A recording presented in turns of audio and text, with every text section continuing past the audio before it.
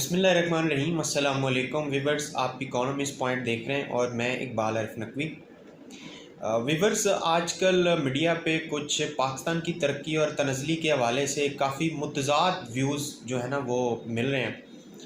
तो मैंने सोचा कि मैं इस पे कोई अपने व्यूवर से कोई मतलब उनसे फ़ीडबैक ले लूँ। तो मैंने जो देखा कि अभी करंट जब मैं अब वीडियो रिकॉर्ड कर रहा हूँ तो अभी पाकिस्तान की जो जीडीपी है, यानी पाकिस्तान की जो ग्रोथ है, वो 0.29% है। जबकि पिछले दौरे हुकूमत में देखा जाए, जो शायद कासिम के अब्बू का दौरे हुकूमत था, तो वो 6% जीडीपी ग्रोथ थी उस वक्त।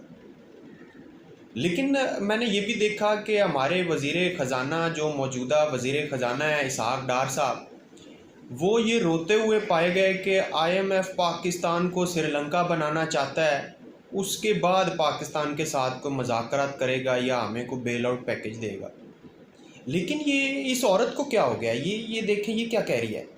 ये कह रही है कि पाकिस्तान की डूबती मईशत की कश्ती को सहारा देने पर शहबाज शरीफ और इसहाक डार तारीफ़ के मुस्तहिक हैं।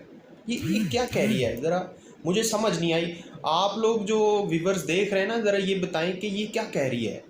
कमेंट्स में बताना है आपने लाजमी तौर पे कि ये माजरा क्या है।